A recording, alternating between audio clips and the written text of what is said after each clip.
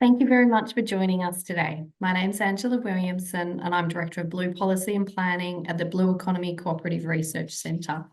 Next slide, please.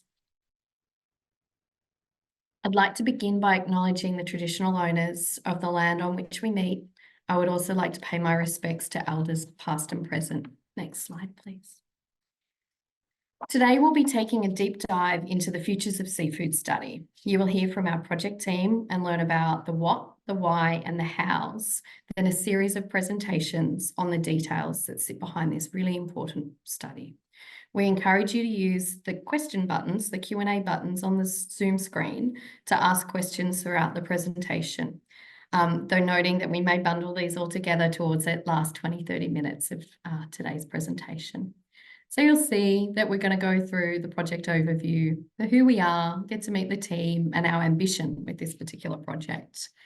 Our various contributors, our project team, are going to be asked a series of questions up front, so you get to know them a little bit better and you get to know the project and what makes them tick and where they feel that there will be quite a lot of influence or opportunity to participate in this project.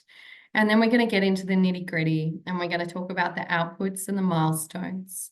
We're going to talk about the inputs, the knowledge, the data, and the learnings from across the Australian seafood industry. And we'll talk about engagement and participation and how we make sure that everyone gets their say, they're able to put forward their opinion, their insights, and then we're able to capture that and present it within this study. Then there'll be an opportunity for lots of questions. We'll go from there and then we'll take you through on how to stay connected. Moving on, please. So this study is a really exciting one. It makes sense for the Blue Economy CRC, Cooperative Research Centre, and Seafood Industry Australia to come together and have a look at a really important element of growing Australia's blue economy. The Futures of Seafood study offers a contemporary and holistic approach to profiling Australian seafood today and what seafood could look like tomorrow. We will be mapping, modelling, and describing spatially, economic, and social impacts of the full suite of government policies and targets that impact ocean access on the seafood industry. This particular methodology could be applied for other ocean users in the ocean estate or on terrestrial users as well. So we're really excited to be taking you through this and consider this the first webinar of many as we go on our 18-month journey and share with you our insights and our learnings and what we've found to date. Next slide. We're looking to deliver an industry-informed program of work to support a secure, resilient and thriving Australian seafood community, to reinforce the seafood stakeholders' commitments to fair and equitable access, industry-led research and innovation, and trusted stewardship of our coasts and oceans, to foster an understanding of the seafood industry, ensuring it is deeply valued by all. You're going to get to meet the team. We have a very multidisciplinary project team that's been established across the Blue Economy CRC and Seafood Industry Australia. It's a big project, so Veronica and I certainly can't do it by ourselves, so we're really excited to be able to introduce to you today Ben Eade, our Oversight Committee Chair. Veronica Papacosta is on the call, who is the co-founder of the project and also CEO of Seafood Industry Australia. And we'll also be hearing from Clayton Nelson as well, who is the chair of Seafood Industry Australia, because we all know Veronica loves to chat, loves to talk, and unfortunately she's lost her voice. So Clayton will be stepping in and sharing some of SIA's insights. We're joined by Dr. Shane Roberts, who has joined the Blue Economy CRC as project lead for this particular study, and Jessica McInerney, who is our engagement manager and at Seafood Industry Australia. Next slide, please. This study has fortunately been funded. We have to thank our funders, including FRDC, Blue Economy CRC, Department of Agriculture, Fisheries and Forestry, and the Department of Climate Change, Energy, Environment and the Water. Thank you very much. So now what I'm going to do is I'm going to invite Clayton to join me as we just set the scene.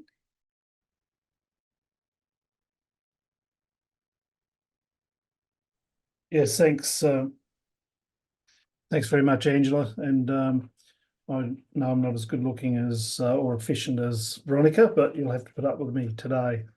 Why this study? The future of seafood study come about in response to some very serious and escalating concerns from the Australian seafood industry, led by Seafood Industry Australia and the Blue Economy CRC.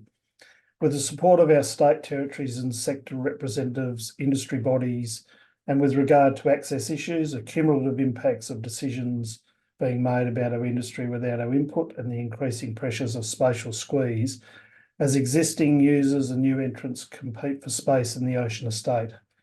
Around the country, we've been feeling the pressure and attempting to navigate the emerging federal and state government environmental and energy agendas as they come about. On the ground, the industry was and still is feeling overwhelmed by changes, consultation and requests for feedback in areas including expanding marine parks, offshore renewable energy developments, desalination plants, rocket launches and biodiversity targets.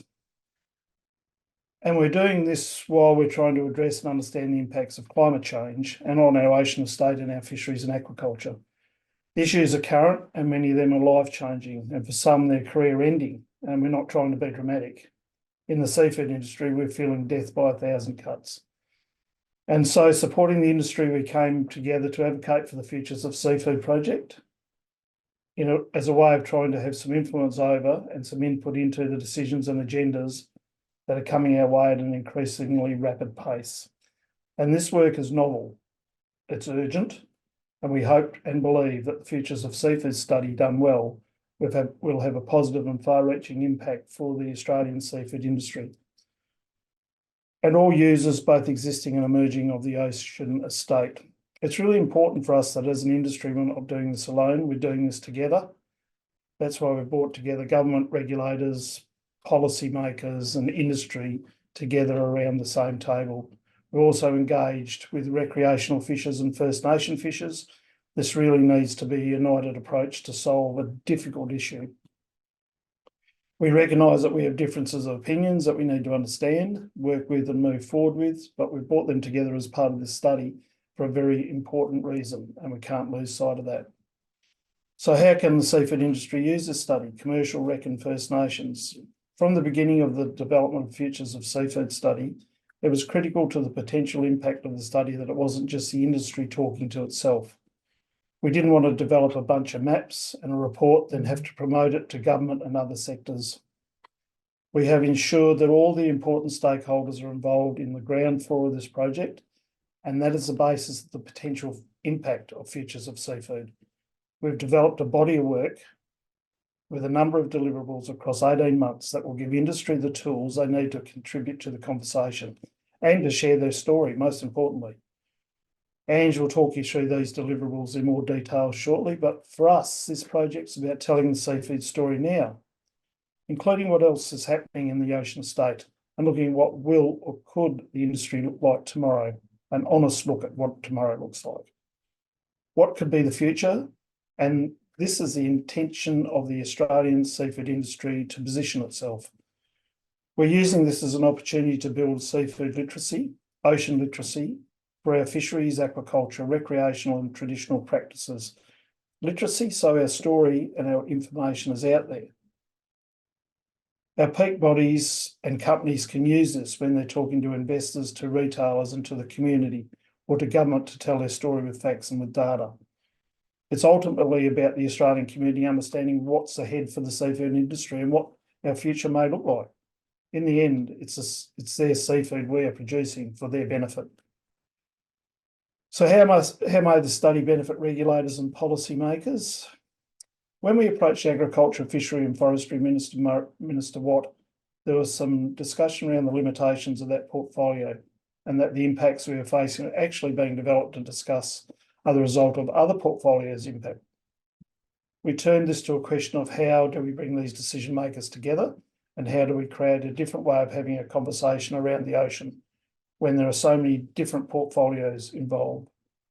So how do we manage 8 different jurisdictions across 3 to 4 portfolios that have decision-making and power and input to the ocean estate? And so when you look at it from that perspective, we started talking around cumulative impacts. How do we understand, how do we measure and manage the cumulative impacts on Australian seafood and producers? But broadly, that is the ocean estate. And what are the tipping points? Australians love Australian seafood, and they have a love of fishing and the different activities around the ocean. We need to understand how we preserve those. How do we maintain those for the future? And how do we understand where the tipping point is for Australian seafood and the different activities that are happening in the ocean and will happen in the ocean? How do we manage this understanding that environment and energy agendas are important, but how do we manage this and who is line of sight and when we engage with government on a broader level? And you can see from the support we received from the project, there is an awareness and acknowledgement that it's a very difficult space and that cumulative impacts are important. And maybe there are points where the line of sight is very weak. So that's what this project's about. It's about trying to deliver something, deliver that for government, with government and other stakeholders to try and inform that conversation across all areas of the community and government. There's a lot of data. And you're about to be walked through by Shane, lots of maps and lots of decisions and lots of information that is all out there. For us, it's about bringing this together to tell a story, our story, and being able to share that story with government, with the different stakeholders and people engaged around the ocean estate to make decisions together and inform priorities and activities for the futures of seafood. Thank you. Back to you, Ange.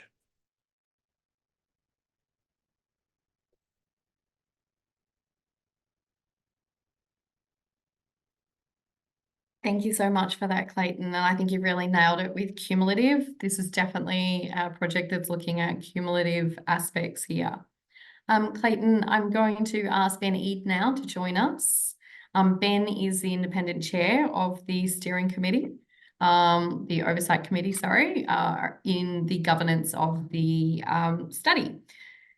Ben, this is a high profile project. Can you take us through why it needs such a participatory governance model, what that looks like, and who's part of these various committees, and why an independent chair? Because Ben, love you, you're great, but you're new to seafood. Take us through what that looks like for you. Sure. Thank you, Angela, and thanks to those who have joined the call. It's in fact a quick comment on that. It's heartening to see 80 odd people join a webinar over lunch on a Tuesday, and I think part of what that reflects is that there is a strong level of interest in this project, in the recommendations it might make, and the touch points it has in the community. Picking up on some of Clayton's comments, this is quite an ambitious study. Frankly, it's an ambitious study for any industry, but particularly so for the seafood industry, where, as I understand, it really hasn't been done on the scale and in the manner which is being undertaken in this study. That brings with it quite a lot of complexity in terms of the stakeholders involved and engaged, also a fairly high level of complexity in the funding architecture. And with that, you see a lot of interest from a range of sectors. You see strong interest from government at both a political and bureaucratic level. You see strong interest in this piece of work from industries, plural, not just the seafood industry, but as Clayton's alluded to, other users of ocean environments and marine environments. And you see strong interest in this piece of work from sections of civil society and the many communities in which this industry plays such a key role. With that level of stakeholder interest, you see a high level of ministerial interest at both the state and Commonwealth level, and we're seeing that already, and high level of interest and anticipation in the kind of insights and recommendations that may stem from this project. And for all of those reasons, the funders of this project have opted to install an oversight committee and appoint a chair independent of the industries that are being studied. And that's what I've been asked to do, and I'm very pleased to be able to perform that role. The relevant background that I bring is that I've made a career out of working closely with and advocating for value-creating industries in Australia, particularly those that are undergoing significant change. I work extensively in the large enterprise manufacturing sector, but also as a consultant both here and in the United States to other industries, including the agriculture sector, the energy sector, the higher education sector. So my responsibilities over the next sort of 18 months are going to be to work with an oversight committee, and that committee comprises representatives from really each of those groups that I've described, from government, from industry, and from civil society and communities. We had our first meeting of the Oversight Committee yesterday, and it brings in senior representatives from each of the funding agencies and departments, from both the commercial and recreational fishing sector, from other users of the ocean estates, be that energy, offshore energy, wind farm representative. We've got Clean Energy Council involved. We've got the National Offshore Petroleum Safety and Environmental Management Authority involved. And we also have community representatives, including Indigenous traditional landholder communities. We felt that it was really important to get inputs from all of those impacted stakeholders at the outset of the project, not upon the conclusion of the project, so that they were able to inform the project all the way through, and also make sure that the project team undertaking this work has access to the insights, the evidence, the expert stakeholders that they're going to need to get access to this data as quickly as possible. So that's the reason for the governance model. It is a significant one, but as Clayton's alluded to, this is a pretty significant project. So I think it's only appropriate that it has that kind of a governance model. Thank you so much, Ben. Really appreciate your insights, and it's great to have you on board and bring all your learnings from those other sectors on our journey ahead. Terrific. Thanks. So Shane, I'm going to pull you up for a moment now, and we're going to have a little bit of a chat around the multidisciplinary nature of this project. It's crossing so many different areas, so many different jurisdictions, and it is much broader than seafood, even though it is focused on seafood. Shane, would you like to take us through how you're looking to get all the information that's needed to support this particular type of study and who you're getting it from? And in doing this, do you want to also just touch on, are people telling you already what they'd like this study to offer them? Thanks, Shane. Great, thanks, Ange, and thanks everyone for joining. If we can go to the next slide as well, please, Leslie. Yeah, so we've already heard it's a ambitious study, so there's no single team who can deliver across all the work packages, which we'll talk about soon. That's why it was designed to bring together, national and global leaders and experts. We have a number of commissions and collaborators that will take on various tasks within the work packages to deliver what we need and what we have committed to. So it's a data and knowledge heavy study, as you'll see. So you'll hear more about that shortly and how we're dealing with it. But we're fortunate to have a great network of data coordinators in each jurisdiction, and we thank the Department of Fisheries in each jurisdiction for providing that person. And they'll have the role of helping us work across departments and stakeholders within their jurisdiction to kind of collate all available data and information that we can. In terms of people telling us, what they would like for the study, yeah, absolutely. We've heard already, and it's only been early days, we've heard from so many people and groups who are really engaged. And again, we can see that with how many people are on this webinar today. Everyone has a view on the study and what it can offer them, which is fantastic. First and foremost, our clients are the Australian seafood community. So commercial fisheries, aquaculture, First Nations and recreational fishers. The industry, it's an industry-led study.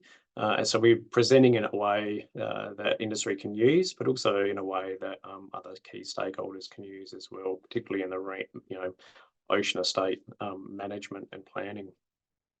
We've heard from a number of political leaders as well, both federal and state ministers, as well as our funders. And we're also hearing from ocean estate leaders in our governance committee, which Ben just talked about. And they have an advisory capacity and are telling us what would be useful for them as well. So a lot of different touch points in terms of gaining information and views from people, which is great.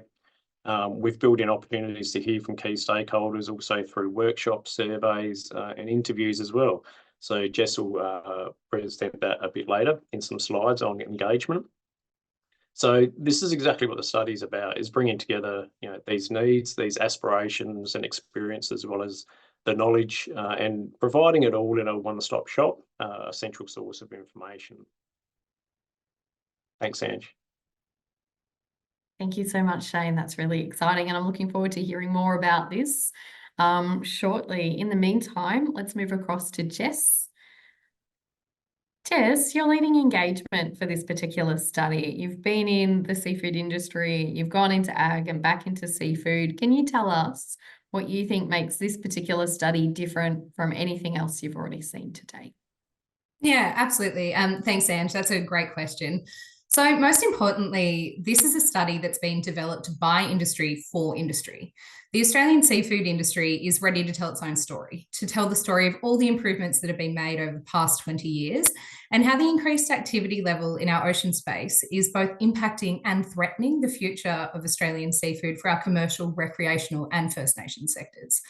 The competition for our marine spaces has intensified and continues to intensify. So currently, the fundamental challenge the seafood industry is facing is that the government is designed around departmental silos. This means that there are multiple departments across multiple layers of government making decisions that impact the seafood industry in its entirety.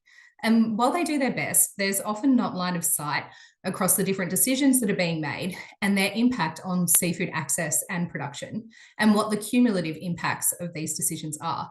So while they're trying to solve vertical problems without realising there are horizontal problems. And that's where the Futures of Seafood study comes in. As you've heard, we've implemented a novel governance structure, which brings together members of our different jurisdictions under one umbrella. And we've done this as we recognise the overlap between both our industry sectors and our departments and portfolios. Ultimately, we're trying to make sure this study is executed through a lens that's broad enough to ensure that we aren't just speaking to ourselves, but gives space to allow the seafood community in all its compositions to put forward their views, their challenges, their barriers, and their ideas on what the futures of the industry could look like. We're also taking the existing modelling, mapping and reporting structures one step further to look at what happens to our seafood once it's harvested or landed. We're also undertaking a what we know synthesis, and this has been designed to develop a library of what our commercial industry participants have already said through multiple reviews, submissions and reports. We're also aligning our activities where appropriate with other complementary work that's being done as a way to reduce consultation fatigue. We know that the seafood industry is much more complex than just someone sitting on a boat in the middle of the ocean. And we know that we need to communicate, track and report on the support that the seafood industry provides to our regional and rural communities, as well as to the national economy. From local people in local jobs to transport and supply chains, retailers and hospitality establishments right around the nation, and importantly, the connection that seafood provides to sea country for our First Nations participants. In Australia, seafood really is a way of life. We know that for thousands of years and over countless generations, Aboriginal and Torres Strait Islander people have used seafood to build a livelihood for themselves, their families and their communities. And the same applies for the communities that underpin our commercial and recreational sectors.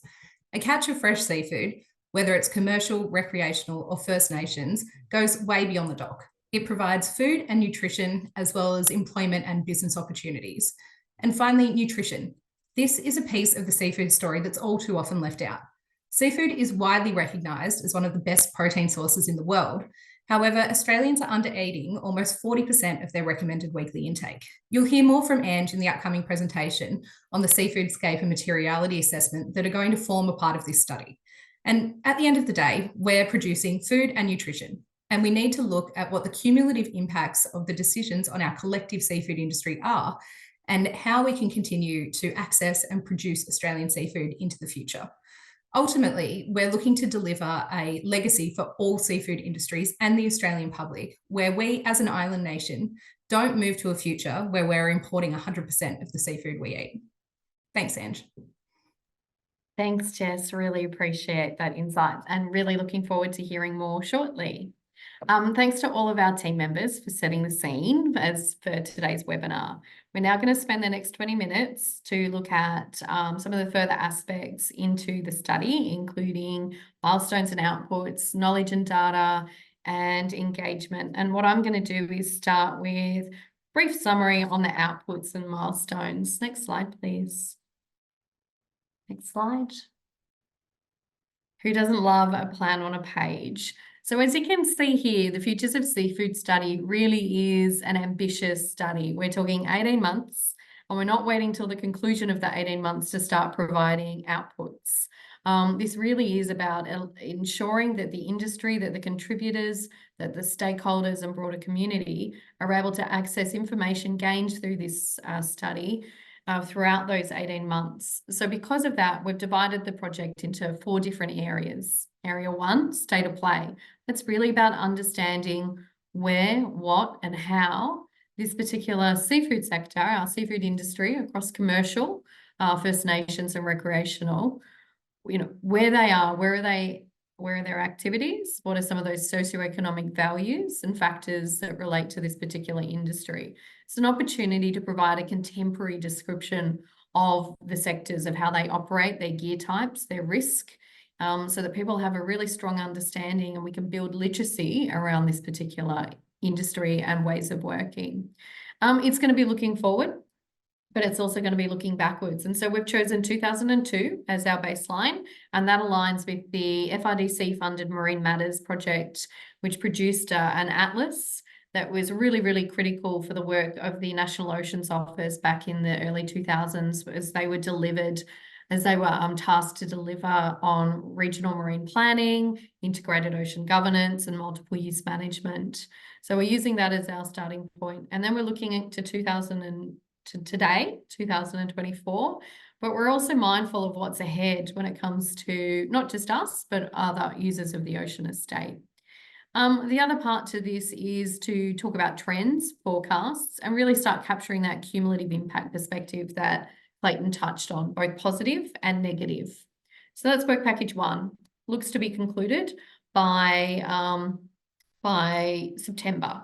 Work package 2 is all the other users of our ocean estate, and that is the rest of the future estate, both who they are today and who they want to be tomorrow. So think offshore wind, think shipping, think ports, think oil and gas, even expansion of some of the activities we've touched on here as well. Think marine protected areas, that whole combination of activities within the ocean estate. Again, we're mapping, we're measuring, and we're talking about those cumulative impacts and capturing that at a national scale, but being able to dive down to a local geography. So state of play fisheries, state of play of the rest of the future estate.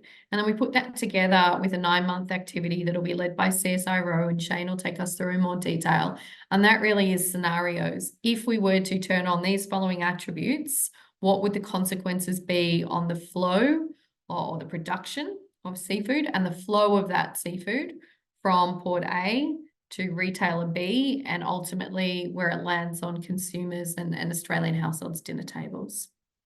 So this allows us to really start understanding what that future could look like, what that means when you're adding in decarbonisation or consolidation or gear type changes. How do you pull that all together and present a scenario that can help inform decisions for investment, but also decisions for government? That then all gets bundled up, which is our work package 4 synthesis, and what we're providing there for industry as well as for government and other users is a roadmap. Given everything we've learned, here's our roadmap on how to maintain a thriving, resilient, strong industry, but ultimately ensure that seafood, which is maintained in Australia's on Australian tables and Australian retailers. Next slide.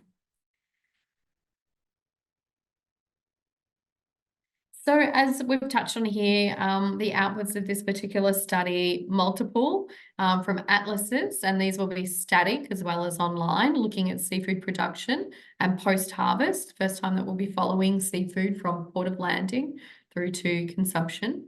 Ocean estate users as well, spatial maps, and also data. This is the first time all this data has been pulled together in this particular way, and believe me, it's not been simple already. Profiles. We'll be profiling the seafood sector. We'll be profiling the ocean estate, and again, data, and we'll be producing these what we heard documents, which really allows us to capture in a raw way what we're hearing from stakeholders and providing that into this particular study. insights, seafood and ocean trends, case studies, the data books again, the what we heard and what matters. We'll be doing the first materiality assessment on seafood in Australia that has been undertaken at this scale. And that allows us to ask industry and community and consumers, tell us what matters to you. And that'll give us a top 10 of really important sustainability ESG related matters and allow us to look at where we are against those. And it'll give us a basis for ongoing conversation, reporting, all those kinds of aspects. The models we've talked about, the first cumulative scenario impact models with the ability to be able to access that electronically. And hopefully our intent is that off the back of doing 10 of these for this study is that our jurisdictions come back and say, we would like to do some more of these. This is a really good way to better understand multiple use management or better understand forecasting and how to prepare for what's ahead. The other part to this is communications, and I'll touch on that in a minute, but ultimately we're using this to create a strong, informed, evidence-based asset bank that we can help use to build both seafood literacy, but also ocean literacy and tell that seafood story better. Lived experiences, fact, figures, diagrams, infographics, inner sanctum access to our industry, to our people. Data management, I touched on, all of this is founded on data turning into knowledge in a way that can be used and absorbed by our clients, our end users. And so we'll be touching on this in more detail, but basically the data exchanges, the display through the portals, proof of concept as well on, a new way of doing this, a way that gives safety and certainty to those data owners in how it's being used, and a bit of a roadmap on moving forward. Next slide, please. So in addition to the team that you've met today, we'll also be talking about a number of commissions that we have got underway to ensure that we have technical input, world leading, as Shane touched on, people who can tell our story and tell our story better and do it in ways that can be replicated, and that this becomes a bit of a baseline. Part of that is also the addition of 2 navigators into this project. One is a cultural navigator and the other is a recreational navigator. We accept from day one that putting everyone into a report is probably not going to be the best way of just having chapters, First Nations, chapters recreational. So instead, we're inviting a cultural navigator and a recreational navigator to be part of the project. But they would be within a freedom within boundary space, going out and securing insights, aspirations, challenges and opportunities, and using events such as a Sea Country Planning Conference to be able to really, capture people and ensure that this project isn't an additional fatigue or burden when so many other things are going on, but there is the ability to put forward a perspective, an opinion, an opportunity, an aspiration. And we're looking to do that in a way that is safe, that offers a mutually beneficial outcome and isn't a transactional insight. Next slide. Communications, touched on before. This project, in addition to being a project, it's a way of working. It's a way of telling the story. We are in the process of upfront creating a very strong asset bank. We'll be sharing this information with our industry partners and our peak bodies so that they can share this out there. Same message, many voices, website, social media channels, blogs, case studies, fact-based, evidence-based reports. Jess has touched on the workshops and she'll go through that in more detail. How do we make sure that when you come to one of our workshops, you're involved in a survey or you're being interviewed, that you've got your best foot forward and that you already have an understanding about what it is and how you can play a role in this. And then the governance arrangements, which are really strong about participation, but ultimately about two-way communication. Next slide, thanks. So that's an overarching brief summary of the project, the impact, those outputs and milestones. You can see ambitious. You can see that there's a lot of moving parts here. I'm going to pass you on to Shane, who's going to really dig deeper into that knowledge and data piece for us. Thanks, Shane.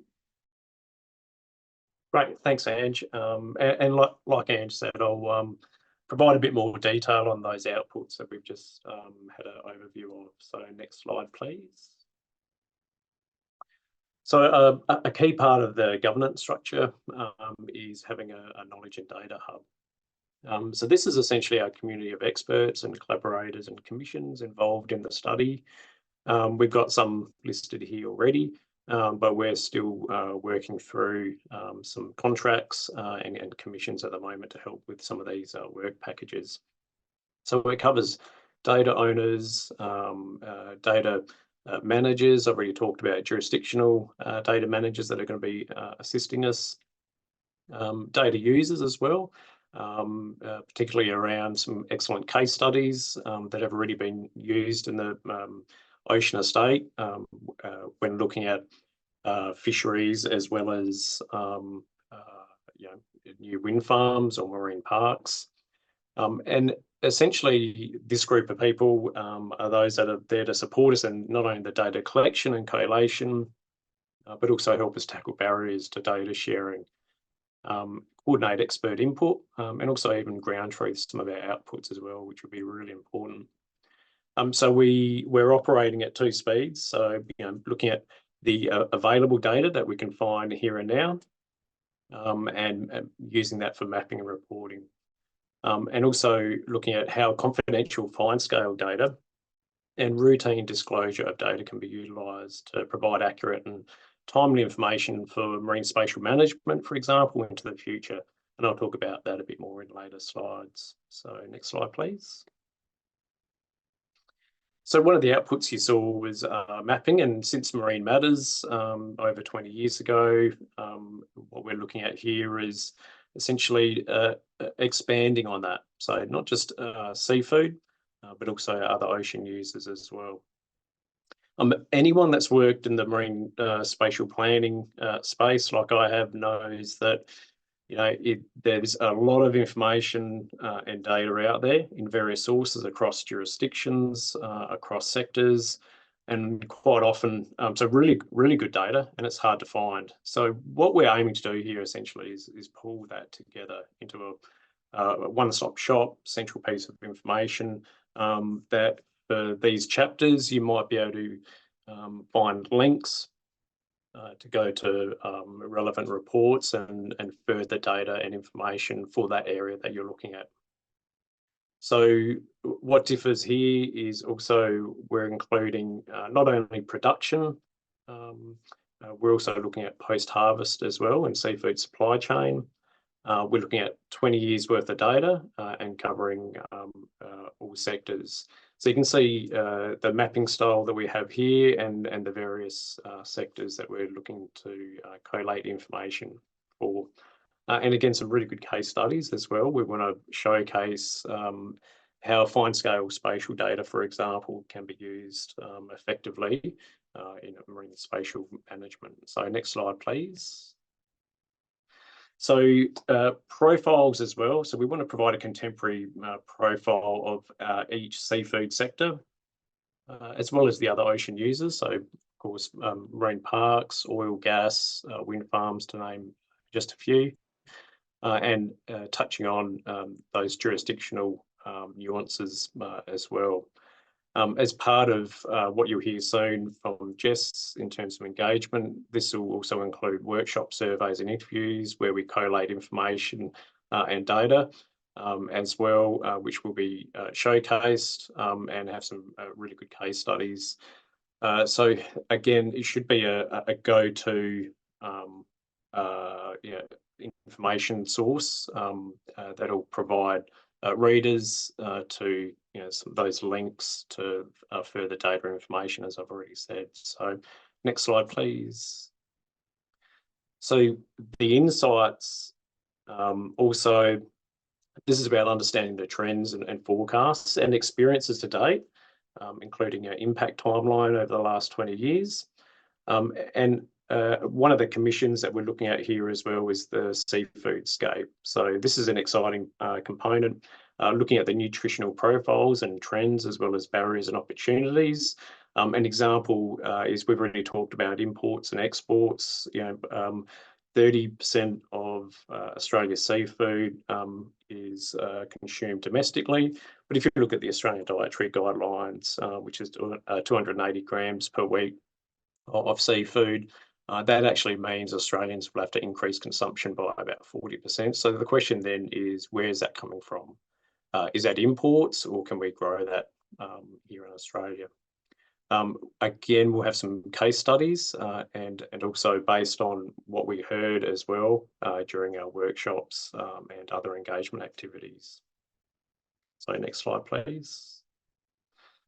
So once we have we've set the scene for the seafood industry's current status, including over the last 20 years, and also other ocean users. The marine space is increasingly busy. We can then use that information and look at some modelling.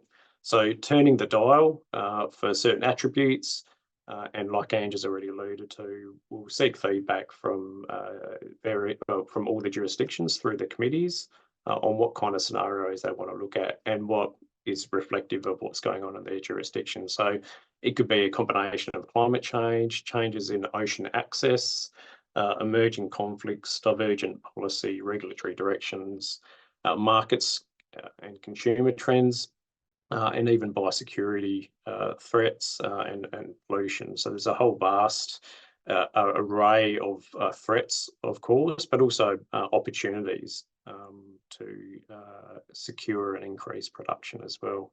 So these will be presented both in our reports as well as web-based dashboards. So next slide, please.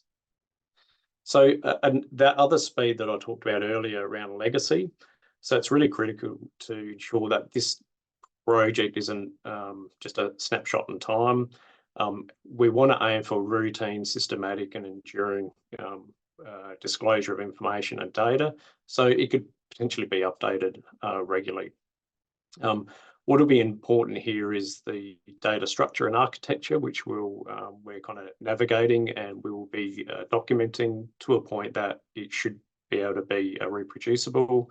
So data catalogues, data management plan, an appropriate digital platform is critical as well. So looking forward, mapping tools that are online that can be updated, and there's already some really good ones out there that I'll touch on next. But the proposition here is, having a valuable tool for evidence-based inputs into government policies and decision-making. Again, marine spatial management, impacts on industry are understood, investor certainty, inputs into planning regimes, ocean and seafood literacy as well. So all really important. Next slide, please. So the online mapping tools, and this is the opportunity here as well, if we get this right, for routine disclosure of data. Here's just a handful of some of the online mapping tools out there already. So you've got AMSIS on the top right, CMAP, and these have been around for a little while, based on bathymetry, based on kind of environmental habitat mapping. And seafood is one of the many layers that has been added over time, which is now quite comprehensive. However, there are plenty of limitations in that when you don't have a seafood-centric atlas, of course.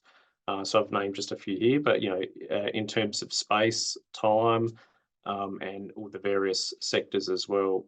Like I've already talked about, having new data such as post-harvest is going to be really important to map as well.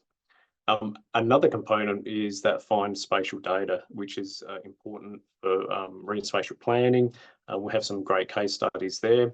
But what kind of platform can you use going forward to provide users a way of utilising that? So if a fishery wants to enter into kind of negotiations and talk about the marine space with other users, then and they provide permission for that, how can people access it quickly and on a map? So at the moment, we're looking at, we're not reinventing the wheel, we're kind of looking at a ag data exchange platform that's already being utilised and adapting it for seafood, which is quite exciting. So next slide, please. So all of that is underpinned, of course, by the confidence in data storage, security, as well as data access. This is underpinned by the Blue Economy CRC data management framework. And like, you know, the CRC is only around for another 5 years. So in terms of endurance, that's been scoped now. On the right-hand side, if you click that link, it'll take you to a current project, which is about to produce a final report on the data infrastructure and the blue economy going forward. So there's links with the University of Tasmania as well.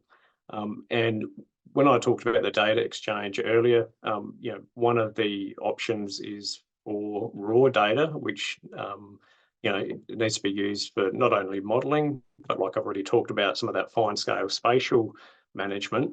You know, can that be hosted? That can be hosted by data owners themselves. So through owner permissions, you may be able to access that. So unlocking data quickly and in a safe way is really important, which is kind of you know, the common theme here. So the data management framework considers all those key principles, the FAIR principle, guidelines, as well as, of course, the right legislation and policy, which varies between jurisdictions, which we're navigating through now. So hopefully that provides a bit of a snapshot. That's it from me, and I'll hand over back to Ange.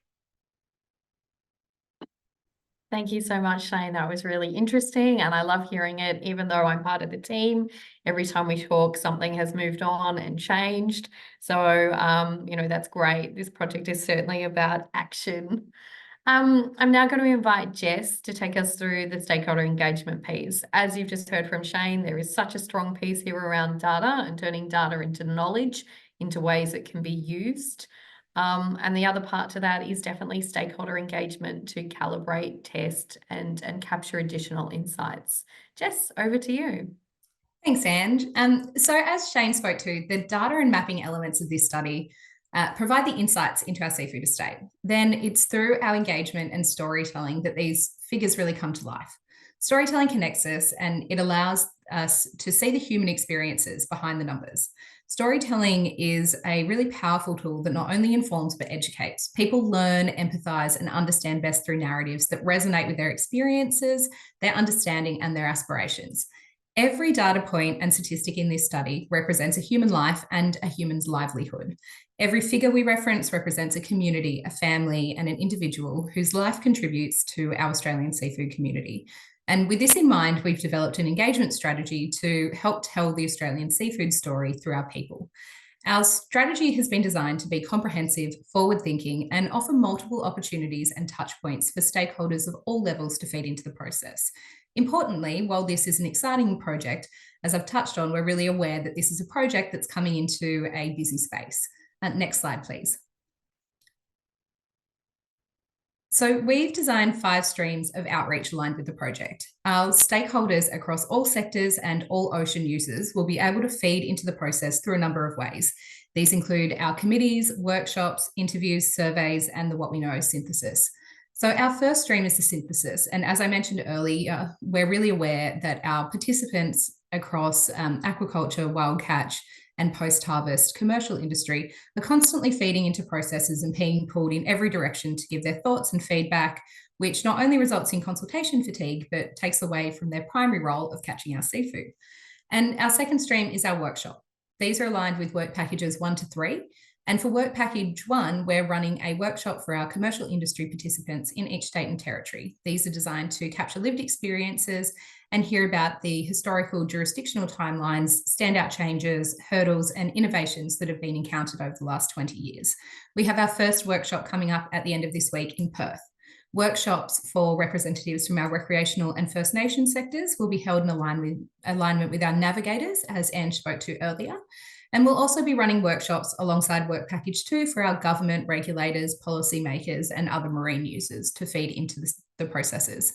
Then, aligned with our scenario modelling in Work Package 3, we'll run a series of workshops to sense check and explore this modelling, and this will be run in conjunction with our modelling delivery partner. Then we move into our surveys.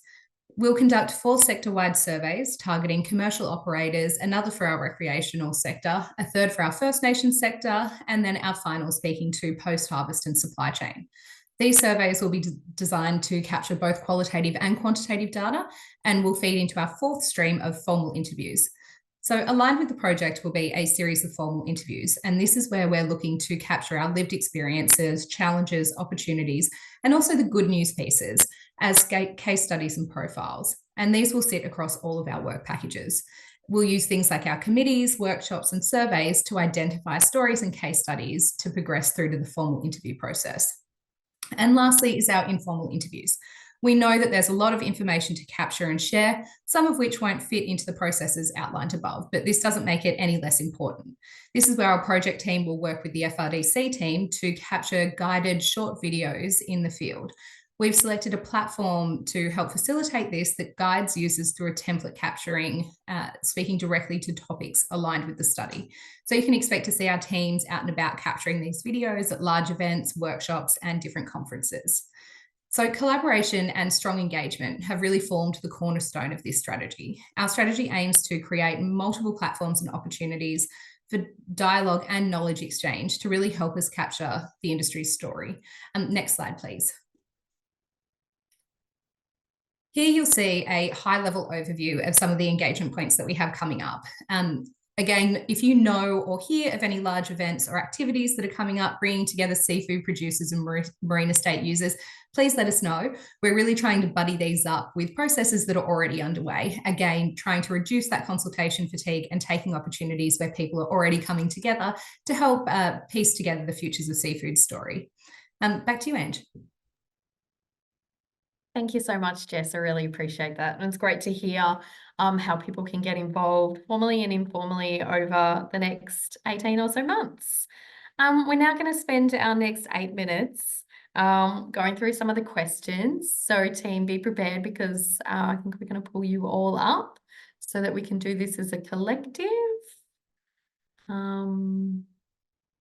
Just waiting to see, getting us all up.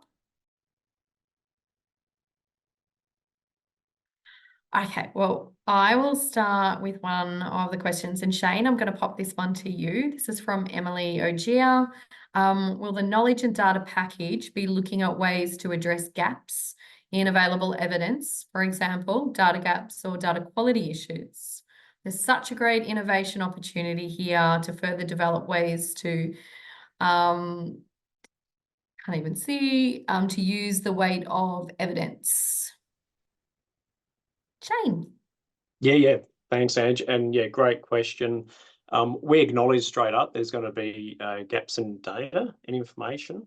And, you know, some of the post-harvest, for example, that's always been a large gap in understanding the seafood supply, where it goes, its reach into communities, you know, what it means for Australians, how much is consumed and how and what.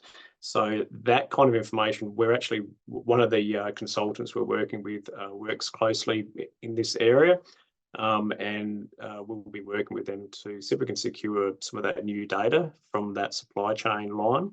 So again, that's kind of talking about addressing the data gaps, but even production gaps and information that may not be available straight up.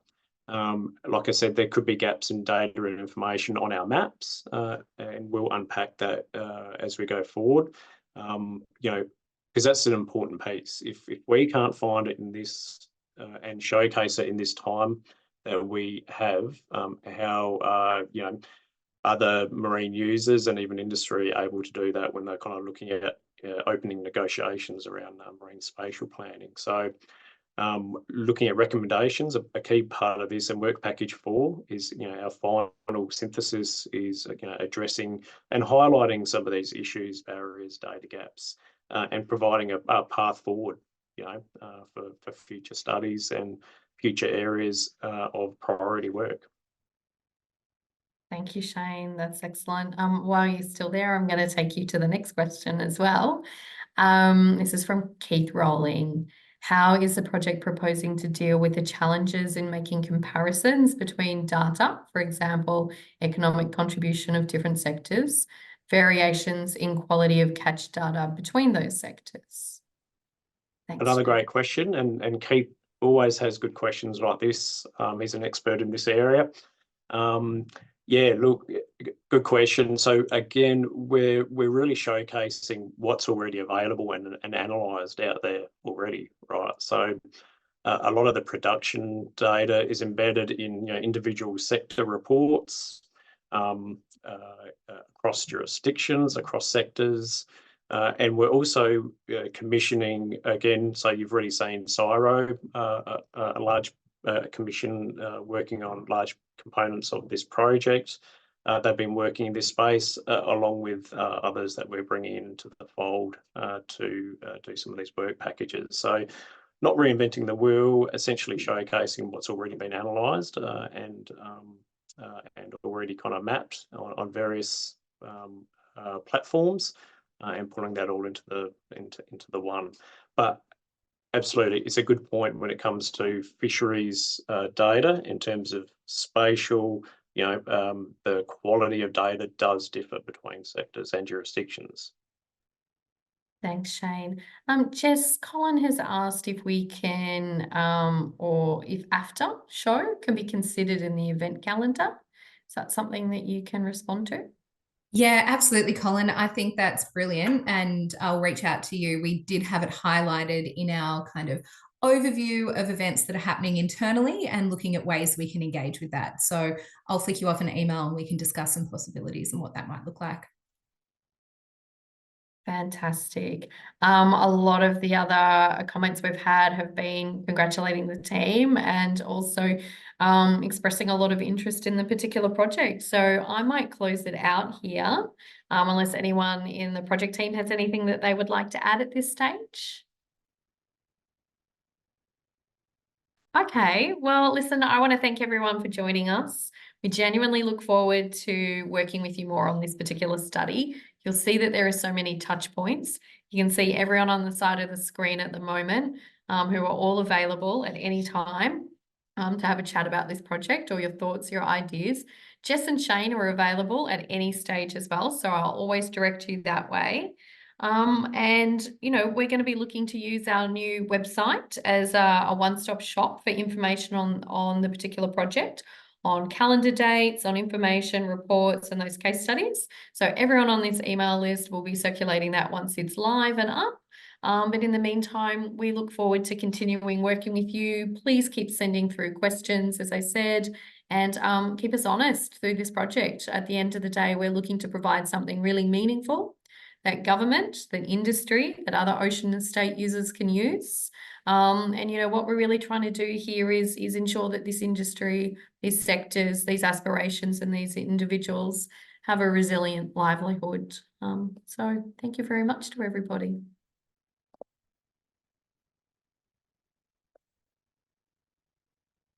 Thanks, team.